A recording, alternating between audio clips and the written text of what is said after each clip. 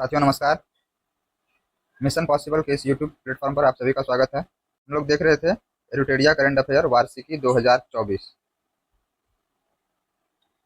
जिसमें आज हम लोग कवर करने वाले हैं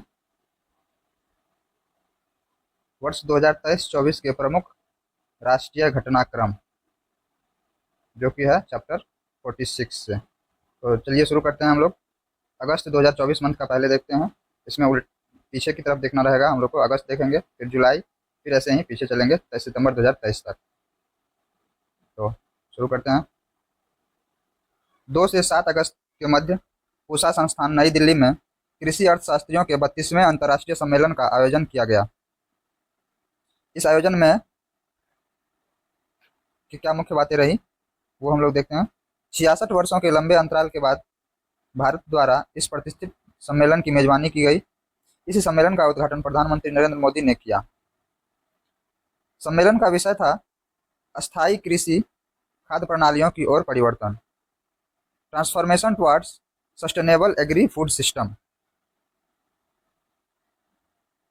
नेक्स्ट पॉइंट है, हाल ही में केरल में स्थित पेरियार टाइगर रिजर्व भारत में बिजली उत्पादन के लिए पवन टरबाइन स्थापित करने वाला देश का पहला टाइगर रिजर्व बन गया है। हाल ही में सर्वोच्च न्यायालय की 7 न्यायाधीशों की संविधान पीठ ने 20 वर्ष पुराने न्यायाधीशों के ईवी चिनैया 2004 मामले को रद्द करते हुए SC/ST वर्ग के ही ज़्यादा जरूरतमंदों को आरक्षण का लाभ देने के लिए राज्यों को उपवर्गीकरण की अनुमति दी है। इसके बारे में और देखते हैं। पूर्व में ईवी चिनैया केस 2004 में 5 न्यायाधीशों के बेंच ने कहा था कि SC/ST एक समान समूह वर्ग है और इनका उपवर्गीकरण नहीं हो सकता है। तो इसी को रद्द करके अब जो है राज्य को उपवर्गीकरण की अनुमति दे दी गई है। नेक्स्ट पॉइंट है, हाल ही में वियतनाम के प्रधानमंत्री फाम मिन चिन ने के भारतीय दौरे के दौरान भारत और वियतनाम ने गुजरात के लोथल में राष्ट्रीय समुद्री विरासत परिसर NMHC को विकसित करने का निर्णय लिया गया है। 15 अगस्त 2024 को भारत ने अपना 78वां गणतंत्र दिवस मनाया, जिसका थीम विकसित भारत @ 2047 था।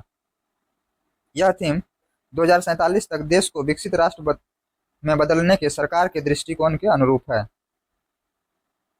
हाल ही में हिमाचल प्रदेश सरकार द्वारा राज्य में प्राकृतिक खेती को बढ़ावा देने के लिए हिम उन्नति योजना की शुरुआत की गई है।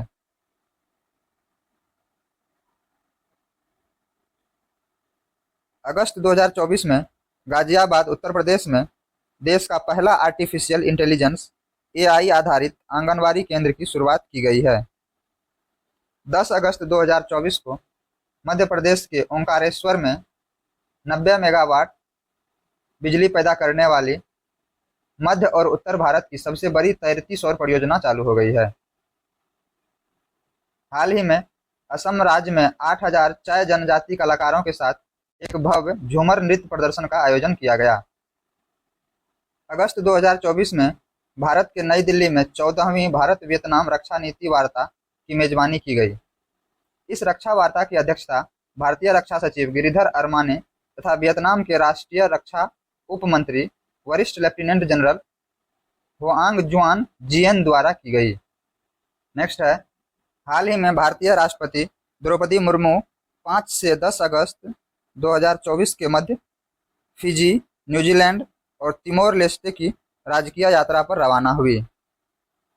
श्रीमती मुर्मू फिजी और तिमोर लेस्टे की यात्रा करने वाली प्रथम भारतीय राष्ट्रपति बन गई है। फिजी की राजधानी सुआ और तिमोर लेस्टे की राजधानी दिल्ली, इस दोनों को याद रखना है। हाल ही में मध्य प्रदेश सरकार छात्राओं को सैनिटरी पैड के लिए खातों में नकद सहायता राशि भेजने वाला देश का पहला राज्य बन गया है। यह नकदी राज्य की स्वच्छता और सहायता योजना के तहत प्रदान की जा रही है। इस योजना के तहत 7वीं से 12वीं कक्षा तक की स्कूली लड़कियों को 1 वर्ष के लिए 300 रुपये दिए जाएंगे। हाल ही में महाराष्ट्र सरकार द्वारा महाराष्ट्र प्राचीन स्मारक और पुरातात्विक स्थल का और अवशेष अधिनियम 1960 के तहत रत्नागिरी में जियोग्लिफ और पेट्रोग्लिफ को संरक्षित स्मारक घोषित किया। जियोग्लिफ और पेट्रोग्लिफ।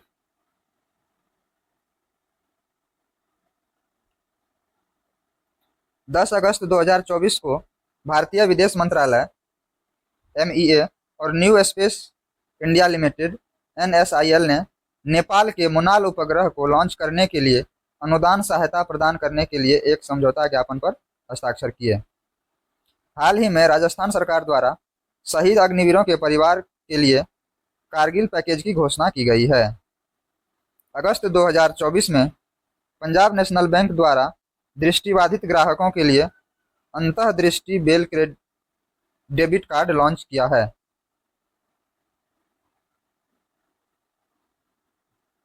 स्वतंत्रता दिवस की पूर्व संध्या पर राष्ट्रपति द्रौपदी मुर्मू द्वारा 103 वीरता पुरस्कारों को मंजूरी प्रदान की गई है। इन 103 वीरता पुरस्कार में 4 कीर्ति चक्र, 8 शौर्य चक्र, 1 सेना पदक वीरता, 63 सेना मेडल, 11 नौसेना मेडल और 6 वायु सेना मेडल शामिल है। अगस्त 2024 में केंद्रीय शिक्षा मंत्रालय द्वारा national institutional ranking framework NIRF 2024 जारी किया गया है। इस वर्ष देश के उच्च शिक्षण संस्थानों को 16 श्रेणियों में सूचीबद्ध किया गया है। IIT मद्रास को ओवरऑल कैटेगरी में प्रथम स्थान मिला है। मैनेजमेंट कैटेगरी में शीर्ष स्थान IIM अहमदाबाद को मिला है। इंजीनियरिंग कैटेगरी में शीर्ष स्थान IIT मद्रास को मिला है। रिसर्च कैटेगरी में शीर्ष स्थान IISc बेंगलुरु को मिला है।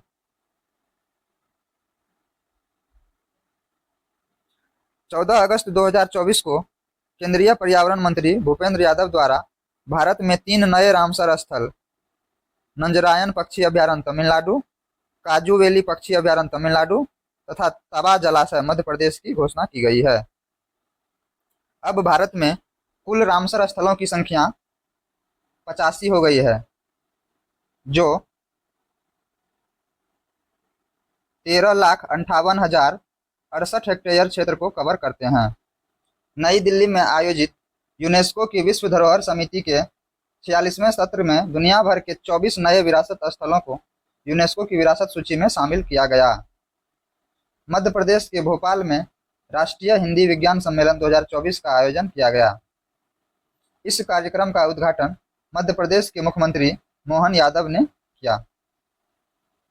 सम्मेलन का मुख्य उद्देश्य शोधकर्ताओं को हिंदी में अपने काम को प्रस्तुत करने और चर्चा करने के लिए एक मंच प्रदान करना था, ताकि हिंदी के माध्यम से विज्ञान और प्रौद्योगिकी को बढ़ावा मिले। केंद्रीय संस्कृति एवं पर्यटन मंत्री श्री गजेंद्र सिंह शेखावत ने 1 से 3 अगस्त 2024 तक नई दिल्ली के भारत मंडपम में संस्कृति मंत्रालय द्वारा आयोजित 3 दिवसीय युग युगीन भारत संग्रहालय पर राज्य संग्रहालय सम्मेलन का उद्घाटन किया। 1 से 7 अगस्त 2024 तक विश्व स्तनपान सप्ताह मनाया गया। इस वर्ष इसका विषय अंतर को कम करना, सभी के लिए स्तनपान समर्थन है।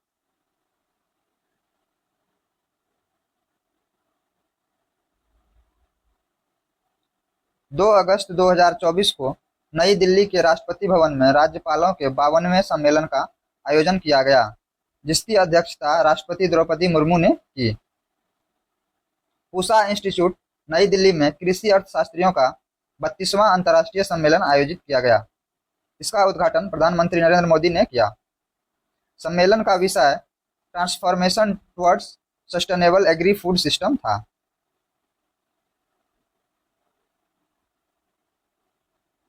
3 से 16 अगस्त 2024 तक नई दिल्ली में राष्ट्रीय हथकरघा दिवस के अवसर पर कपड़ा मंत्रालय के तहत राष्ट्रीय हथकरघा विकास निगम लिमिटेड द्वारा विरासत प्रदर्शनी किया गया।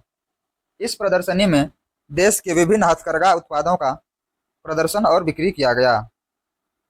नई दिल्ली में आयोजित आर्थिक मामलों की कैबिनेट समिति की बैठक में केंद्र सरकार ने 8 नए राष्ट्रीय हाई स्पीड रोड कॉरिडोर परियोजना के निर्माण को मंजूरी दी। स्वच्छ भारत मिशन 2.0 के तहत भारत के 8 राज्यों में ठोस अपशिष्ट प्रबंधन के लिए एशियाई विकास बैंक एडीबी ने $200 मिलियन ऋण देने की घोषणा की। केंद्रीय शिक्षा मंत्री धर्मेंद्र प्रधान ने राष्ट्रीय प्रशिक्षुता एवं प्रशिक्षण योजना NATS 2.0 पोर्टल को लॉन्च किया है। इसका उद्देश्य IT, विनिर्माण आदि क्षेत्रों में युवा स्नातकों के लिए रोजगार कौशल को बढ़ाना है। केंद्रीय खेल मंत्री मनसुख मंडाविया तथा केंद्रीय संचार मंत्री ज्योतिरादित्य सिंधिया ने पेरिस ओलंपिक 2024 के उपलक्ष्य में नई दिल्ली में स्मारक डाक टिकट जारी किया। भारत सरकार ने कर्नाटक के आदि चुनचनगिरी और केरल के चुलन्नुआर को मोर अभयारण्य घोषित किया है। CBSE ने छात्रों के परीक्षा तनाव को कम करने के लिए सफल परीक्षण चक्र की शुरुआत की। भारतीय स्टार्टअप रैपिडो वेस्ट ब्रिज के नेतृत्व में $120 मिलियन फंडिंग के साथ देश की यूनिकॉर्न कंपनियों में शामिल हो गया है। हाल ही में जारी एक रिपोर्ट के अनुसार वित्त वर्ष 2023-24 में भारत दुनिया में दूसरा सबसे बड़ा एल्युमिनियम उत्पादक देश है। विश्व व्यापार संगठन की व्यापार सांख्यिकी रिपोर्ट 2023 के अनुसार भारत 2023 में वैश्विक कृषि निर्यात में 8वें स्थान पर है। नेक्स्ट है, राष्ट्रीय प्रौद्योगिकी संस्थान NIT कालीकट ने डेटा को सुरक्षित रखने तथा इसके तरीकों में बदलाव के लिए अत्याधुनिक वेब पोर्टल निवाहिका की शुरुआत की है। आंध्र प्रदेश सरकार ने राज्य में प्रजनन दर में कमी को देखते हुए स्थानीय निकाय चुनाव लड़ने हेतु व्यक्तियों के लिए 2 बच्चों के मानदंड को खत्म करने की घोषणा की। राष्ट्रीय महिला आयोग ने महिलाओं के खिलाफ साइबर अपराधों से निपटने के लिए डिजिटल शक्ति केंद्र की शुरुआत की है। इसका उद्घाटन राष्ट्रीय महिला आयोग की अध्यक्ष रेखा शर्मा ने किया। मुख्यमंत्री मैया सम्मान योजना झारखंड सरकार के द्वारा शुरू किया गया है। इसका उद्देश्य है महिलाओं को वित्तीय सहायता प्रदान कर उनके शिक्षा, स्वास्थ्य और पोषण स्तर में सुधार लाना। उपस्थिति पोर्टल झारखंड सरकार द्वारा लॉन्च। उद्देश्य है स्वास्थ्य विभाग के कर्मचारियों का दैनिक बायोमेट्रिक उपस्थिति दर्ज करना। केंद्रीय गृह एवं सहकारिता मंत्री अमित शाह ने चंडीगढ़ में 3 नए आपराधिक कानूनों के लिए ई-साक्ष्य, ई-समन, न्याय सेतु एवं न्याय श्रुति ऐप को लॉन्च किया। इसका उद्देश्य भारत की आपराधिक न्याय प्रणाली की गतिविधियों में तीव्रता लाना है। भारत सरकार ने ग्रीन नेशनल हाईवे कॉरिडोर परियोजना के लिए विश्व बैंक के साथ $500 मिलियन का ऋण समझौता किया है। इसके तहत भारत के 4 राज्यों हिमाचल प्रदेश, राजस्थान, उत्तर प्रदेश और आंध्र प्रदेश में 781 किलोमीटर लंबे पर्यावरण अनुकूल राजमार्गों का निर्माण किया जाएगा। हाल ही में कर्नाटक सरकार ने रामनगर जिले का नाम बदलकर बेंगलुरु दक्षिण करने का निर्णय लिया।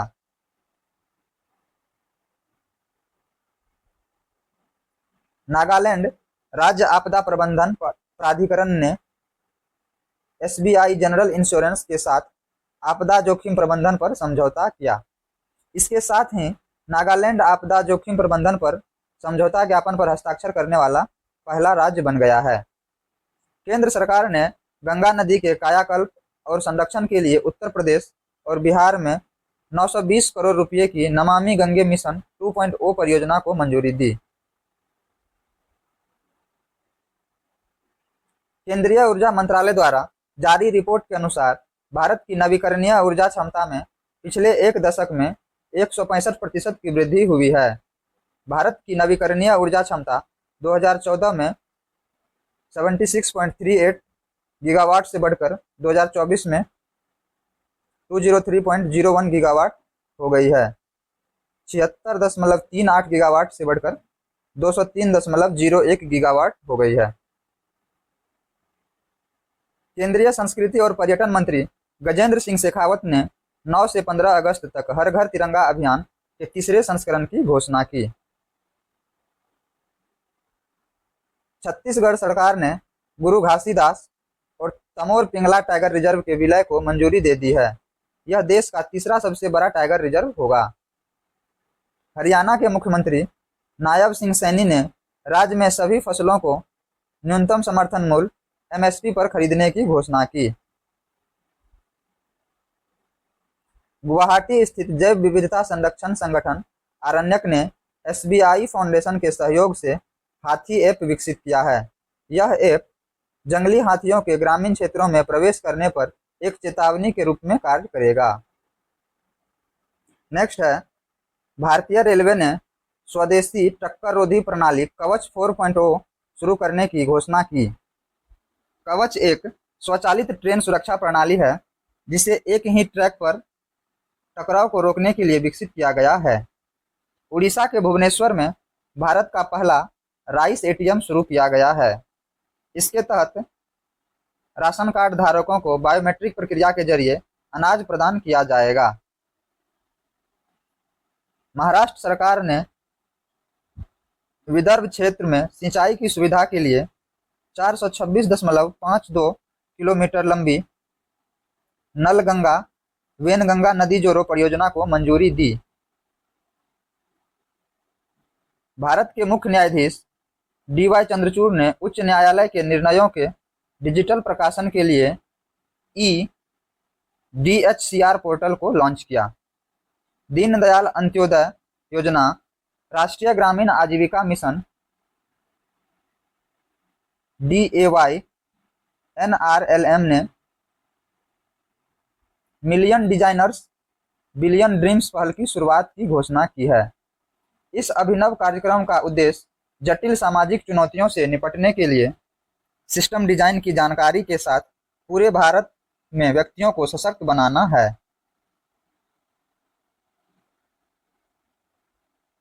केंद्रीय मंत्रिमंडल में वित्त वर्ष 2024-25 से 2028-29 के दौरान प्रधानमंत्री आवास योजना 2.0 को मंजूरी दी।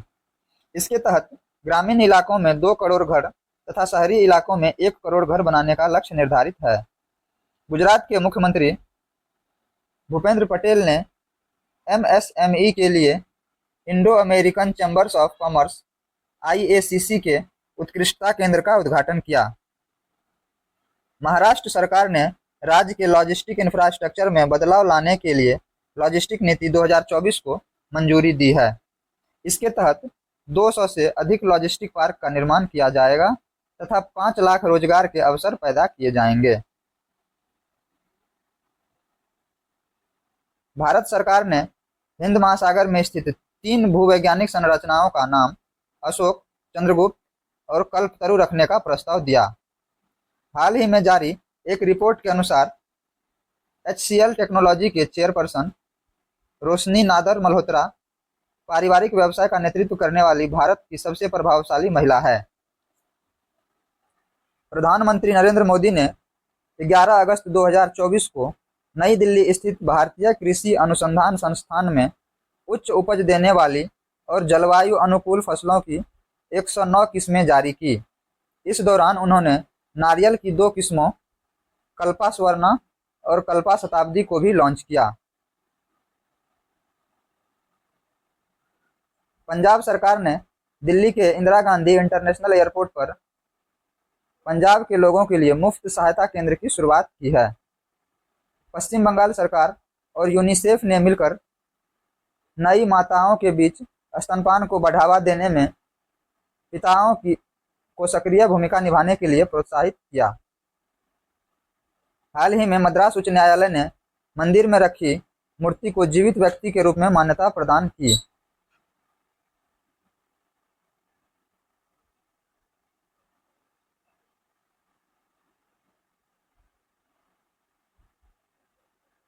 रक्षा मंत्रालय के दिव्यांगजन पर्वतारोहियों के अभियान दल ने अफ्रीका की सबसे ऊंची चोटी माउंट किलिमंजारो पर 7800 वर्ग फीट की ऊंचाई पर तिरंगा फहराया।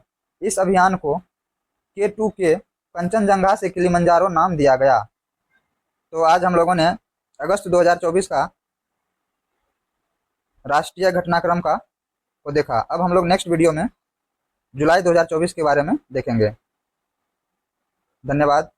चैनल पे जो लोग नए हैं कृपया चैनल को सब्सक्राइब कर लें और वीडियो को लाइक कर दें। धन्यवाद। जय हिंद।